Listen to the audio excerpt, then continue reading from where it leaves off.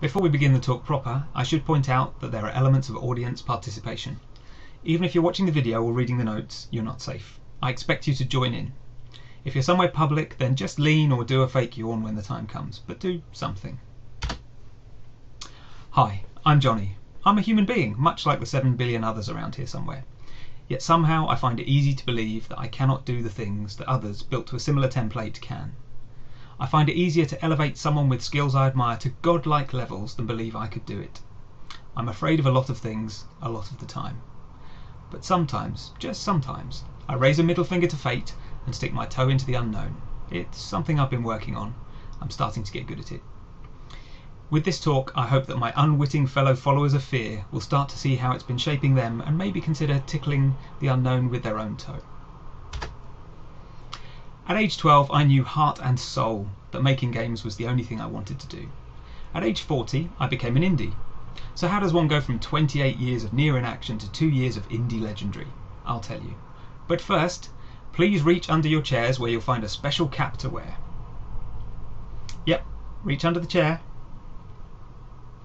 If you're having trouble locating it, it looks like the one I'm holding up now.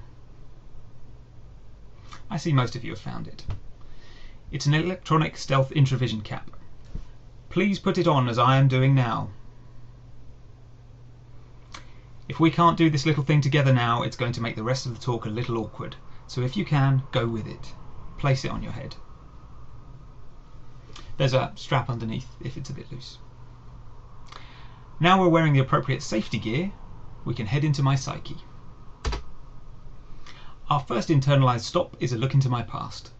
Up top we have a fairly normal progression from being a kid, getting more education, getting a career, with a chance side excursion into the games industry. As much as I'd like to claim responsibility for getting into the games industry, it actually took a good friend months of bullying to get me to change jobs. So why hadn't I made a single game of my own in those 28 years? Eyeball some of those bad boys. It's not an exhaustive set of reasons, but I expect some of them will be familiar. I confess, I partially lied to you for dramatic effect. In those years I designed and started work on many, many games. I finished nothing, I showed no one. So while those years didn't lack game development, it did lack the dual intents of completion and consumption, which is kind of the point of games. So, back to the reasons. These are all seemingly excellent reasons, fully justified by my situation in life at the time. Some of which changed over time, some stayed fairly constant. Here's our first spot. Some of my reasons for inaction are remarkably long. My situation in life is clearly changing over time, yet never enough to affect some of the core reasons for my inaction. Are we to assume that I'm not getting more able over time, that I'm not skilling up, that my changing situation is still never suitable? Other reasons for inaction change with my circumstances. Isn't it convenient that when one reason for inaction vanishes, a new one appears, especially when an opportunity arises? It's almost as if any excuse will do.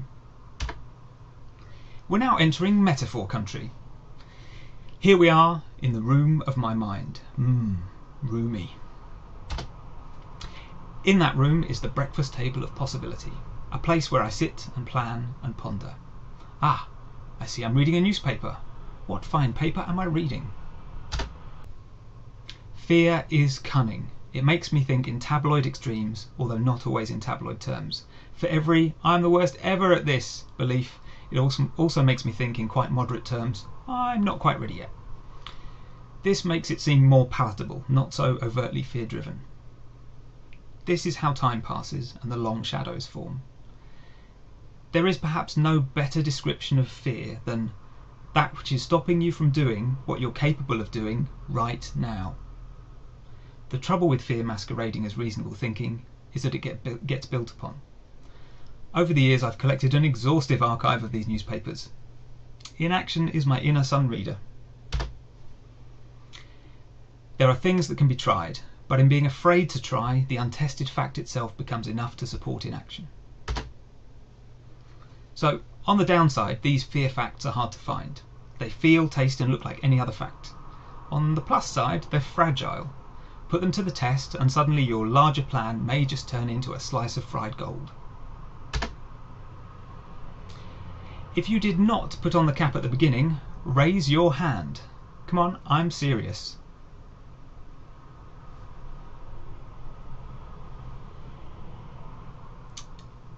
Okay, hands down. This little experiment has split you into 4 groups, one of which is likely sinking into their chairs at this very moment. The first 2 groups played by the rules. Well done! The third group could have a talk all of their own. Experimental. I like it! The fourth group. You neither donned the cap nor confessed with your hand. Your brain is now scrabbling for justifiable reasons why you didn't respond either time. You've spotted fear. It's now trying to hide. Is this the kind of thing you're thinking? I know I would be. I use that too smart one way too often. I guess I like my excuses to flatter my vanity.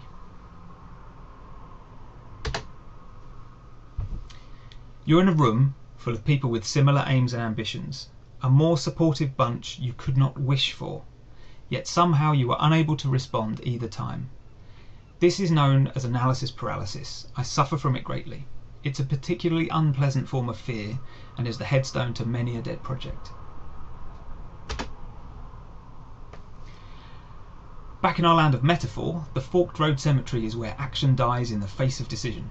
Our little experiment to highlight analysis paralysis dealt with a very quick decision, but paralysis can last days, weeks, months, years, a whole lifetime. This is no simple indecision. This is an overriding, mentally intensive, productivity obliterating condition. Wikipedia has a good definition for it. A fear of erroneous result, putting oneself into a state of over-analysis, leading to a lack of action.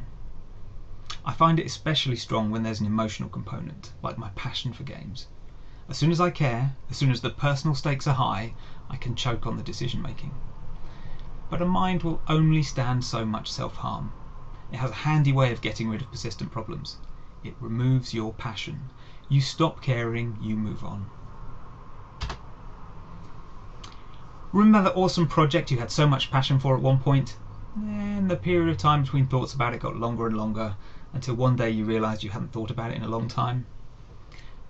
That slip in passion didn't begin around the same time as you were trying to make a crucial decision.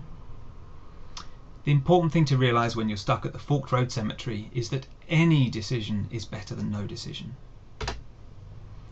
Inaction rarely teaches anything. Failure rarely doesn't. Even if it's "I'm never doing that again" and a horror story to tell down the pub. Remember, your future self is better informed and more highly skilled than you are, so it's only fair that you leave some of the analysis work for them to do. Remember also that inaction is worse than failure. Flip a coin and pick a path at random if you have to. At least you'll end up somewhere. So the spot for this is pretty easy. Your past is littered with incomplete projects. Oh, you may have a ready supply of excuses. I know I do. But excuses be damned, my collection of tombstones betray me. I find I judge myself against others. It's a natural thing to do. Except that we people of fear really do mean judge and not just compare. Looking at an individual's growth and efforts over time is like a mountain. Some peaks, some troughs. But as a true fear connoisseur, I have a neat trick. I will take the efforts of my heroes, peers, colleagues, literally anyone, and merge them into one mountainous skyline. The individual troughs that each life has, the delays, the mishaps and misfortunes, the hiccups and failures, the despair and recovery, all disappear until there's just a skyline of effortless and continuous peaks of achievement. I am judging myself against the mountains of others' achievements. This is dehumanization on an industrial scale, the creation of a perfect composite for the sole purpose of comparing yourself and finding yourself lacking. I've taken my heroes, those I admire, those who would be proud to be emulated, and made them my reason not to act. It's shameful. Any of these look familiar? Those great sweeping words. It's pure masochistic illusion. That game that was just released, turns out it was in production 5 years, the developers had legal troubles with their first publisher, the team broke down a few times. By the time they got it out the door, they were just glad to see the back of it and are not even sure they'll make another game. Equally, the other examples have a human story behind the trigger of your frustration. Regaining the humanity, the individual troughs and peaks, allows the positive emotion back in. They struggle like you struggle. You're one of them, not someone apart. So there's the spot. Watch out for it. In a normal hurdles race, the hurdles are spread out over the course. No one is saying it's easy, but it's manageable. But fear, it has other plans. Fear stacks every hurdle on top to make a single terrifying hurdle of unusual size. A hurdle so daunting, it'll make me give up before I start. It can be spotted in moments of frustration. What to do? Sometimes I've just got to close my eyes and run at the hurdle. A useful form of this is to do the first hour. It's a pretty common technique that achieves the most important thing. It gets me acting by narrowing my scope. Sometimes it gets me nowhere, but I only wasted an hour. Usually it gives me useful clarity, something that spreads the hurdles back out. On rare occasions I clear the hurdle, be it by luck, skill, or finding out it was smaller than it looked. If you find yourself daunted by all of the stuff on your current path, don't go back to the Fork Road Cemetery yet. Do the first hour. We are done with metaphor for this talk. Hooray! It's now story time. 3 years I've been walking to work, and not once had I deviated from that path I'd taken the first time. One day it dawned on me that I considered it the shortest route. That was an outright lie. I'd never taken another route. I was in the middle of the street on a nice sunny day, face to face with fear. I hadn't expected to see it. It wasn't expecting to be seen. Righteous indignation made me experimental. Over the next few weeks I took as many permutations of that route as I could find. The walk was now no longer about A to B. It was my new poster child for not getting sucker punched by fear. I'd had a victory in a fight I hadn't known I was losing. I was king of the walk. Then I started to trespass. This is not the start of some dramatic slide into criminality. I just noticed that I wasn't taking an obvious shortcut across a Brighton uni car park. Well, experimental me wasn't going to let that lie. Despite being a ridiculous feeling, it was preventing me from crossing. I had to come up with a counter-argument. It was enough. As you would expect, all was well. I now take that and many more adventurous shortcuts all the time. Technically I'm doing wrong, practically it's harmless. My vanity wishes I would change this story to something more dramatic, something painted in a heroic setting, maybe on a boat. But this seemingly trivial change became my template for action in the face of fear. Mitigate the reasons for inaction, trust in my future self.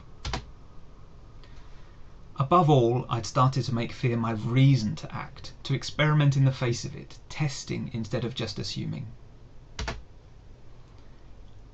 I say no to a lot of things, but always I give excuses, never a simple no. I obviously felt bad about saying no, or I wouldn't have need of an excuse. Oh my God, the excuses are for me. There it was, right under my nose, fear getting me to do its dirty work. So I started saying yes. I said yes because it scared me. And what are some of the results of saying yes? If the idea of mentoring a room of 30 kids accompanied by their parents in a non-structured environment scares the bejesus out of you, you are not alone. But I did it. Giving blood is something my partner wanted to get back into doing, and I realised my previous years of fear reluctance had stopped her. So we did it. The last example is slightly different. Sometimes an opportunity arises and you pose yourself the question. By chance, there was this opportunity. I knew I'd talk myself out of it if I started to look at the details, so I quickly responded by email saying I'd be up for it. It was only afterwards I found out it was so far away. Each of these examples is brilliant in its own way. Yet I'd wanted to say no to all of them. There are many more I've forgotten. Such is the power of saying yes. Don't assume fear only kicks in on the major things that matter. These smaller changes are the foundations to something greater. When the big decisions come along, those action-crushingly, soul-deadeningly, universe-snuffingly, pant-wettingly, tear-fountainly, humdingily fearful moments, when they come along, sometimes, just sometimes, your brain will mimic the approach you took on the small changes, and you'll smoke that mother like it ain't no thing. Given the inauspicious start and my almost superhuman ability to feel fear, you may not expect me to have done all this in the last 2 years.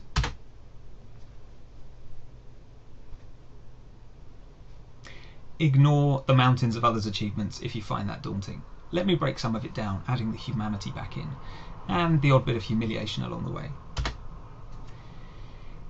Instead of trying to leap all the hurdles of going from an IT career to indie dev in one go, I took small steps. I knew I wanted to make games, but was I capable of sustaining that passion full time? I arranged a sabbatical from my job. It wasn't long into that sabbatical before I decided I want to make a go of this indie thing. That's when I fired myself properly. It was definitely not indie or bust. There was no huge gamble going on. The money I put aside for the sabbatical plus some savings would be my game fund. I was confident I could get it done within budget. Absolute worst case, I'd have to get a real job. I had to see past the daily fear and trust my future self to solve that problem later. I also set up a company. Hell, if I was doing this, I was doing it properly. A few months into game development, and our two beloved cats both got very seriously ill. Their care was expensive, they were not insured. The money I'd put aside was spent without hesitation. As much as I'd love to give a happy ending, the cats were gone and my indie dreams with them. As emotional kicks in the face go, that was pretty spectacular. This new, more experimental me did something surprising. He didn't fall back on the fallback plan. Sure, I needed a job, but I wanted to spend at least some of my time developing games. How about part-time contracting? Contracting happens to be something I'd long considered crazy along with its practitioners, but the worst case outcome from trying contracting was I'd have to get a proper job. Words cannot express how sure I was that contracting would fail, that I'd have to seek full-time employment.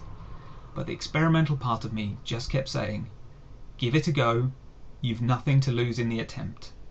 So I did, and I found work. Not even the work I was looking for, but it meant I could carry on making games part-time. Result. Being indie seemed to me like an exclusive members club, something I'd never break into as an outsider.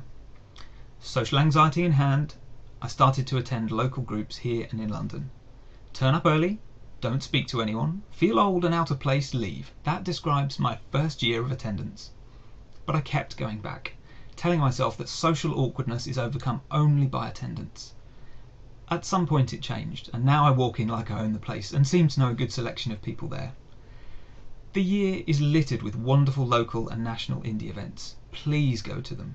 You'll talk to people, you'll feel out of place, like your ideas are worthless, like your attendance is a sham, and you'll wonder why you bothered. The people there will just keep being lovely at you till you feel like you're at home. Now when I hear people talk of the indie cabal, I smile, because I know the only entry requirement is turning up. The cabal only exists in the minds of people determined to consider themselves outsiders. Just keep turning up. At one point I was feeling alone and adrift, so I joined a very supportive group called Full Indie UK. I chose well. They've been good to me and for me, always encouraging me to step forward. I still panic at them on a fairly regular basis though. If you find yourself in a toxic place, leave it. I joined a few Facebook groups for indie development, thinking that that was what indies should do. The groups had thousands of members, so it must be the right place, right? Some people in those groups seem, intentionally or not, hell-bent on convincing others to give up. It's heartbreaking to see such exclusionism. If you suffer from fear, the last thing you need is someone feeding it. If it's toxic, leave. I decided to put the game on Greenlight just to learn about it. I read lots of conflicting opinions and articles about Greenlight. I had a page of words and a video, neither of which were good. I spent weeks at the Fork Road Cemetery until unexpectedly one day I hit the go button. I suspect mostly to give me something else to agonise over. It was a massive relief and an epic disaster. I wouldn't change it for the world. At 63% no, our Steam experiment was over. Yet I was not discouraged. The idea had merit, some people could see it. The votes improved with a new video and text, even though it was too late to make a difference, so I knew I'd got better at that. In failure, I had learned a huge amount, which is what I set out to do. 385 days later, we got greenlit.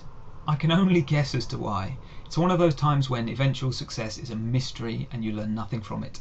So I can tell you how not to launch a green light, but I can't tell you how to make a successful one. Putting yourself in the public eye is a whole special kettle of ball games. I had to convince myself to apply for indie shows. The first one was the Left Field collection. Properly expressing your game in words and pictures is no easy thing. 2 weeks before the deadline, the Daily Fear ran a whole set of special issues dedicated to me not applying. I listened. I wrote it off. Not going to do it. 2 days before the deadline, without much mental warning, I cut and pasted various bits from all over and hit submit. It was like 10 minutes of someone else taking remote control of me. Experimental me for the win. Getting picked was never my expectation, but picked we were. Over time and more show applications, many of which fail, I get better at expressing myself. The pain of rejection is brief, but the joy of improved expression is lasting. Any press in? I find it all too easy to see the gaming press as dream destroyers. One negative article and it's over. My dreams in capricious hands. I was once sent a list of press emails for a show. I fell apart. I wasn't expecting it. I didn't know how to deal with it. It was like someone had just pooed in my hands, smiled and walked off. Indie Scuttlebutt at the time warned against being boring in press releases, so I wrote a little story with a simple sign-off saying we were at the show. But when it came to send it, all the doubts, all the worries, all the stresses surfaced. It was around midnight on a hot summer's night. I was in just my pants with my mouse hovering over the send button, crying. I cried for 15 minutes straight before I could hit the send button. A beautiful thing happened. I got maybe 30 responses to the email. I've no idea if that's good or not. But one of them replied in character. Awesome. The gaming press love games. I love games. The gaming press love writing about games. I love making games. We're literally made for each other. It just takes a bit of patient courting on both sides. Some other indies we know had launched Kickstarters, so I started to create one as an experiment. I knew it would fail because the mountains and the Daily Fear told me so. But it would be a great learning experience like the green light. Tears, tantrums, self-pity, you name it, I did it. But we got something together. Turns out we did more right things than wrong things. The people we'd met at various meetings, events and shows were super supportive in getting the word out. We got more coverage on both mainstream and indie gaming sites. Graham Linehan tweeted about it. You don't plan for something like that. For 30 straight days I expected it to fail. It didn't. We hurdled just over the target. My copy of the Daily Fear is very clear on self-promotion. For our first public show I had a single promo t-shirt made up. Back then I cringed to wear it. I felt like the worst kind of person because I was shouting, "Buy my stuff!" right into people's eyes. After the show, the t-shirt was to remain unused until the next show. Some weeks later, I forgot to do the laundry and needed a t-shirt. A very uncomfortable and shame-filled day passed, but no one pointed and laughed, no one tarred and feathered me, I wasn't run out of town.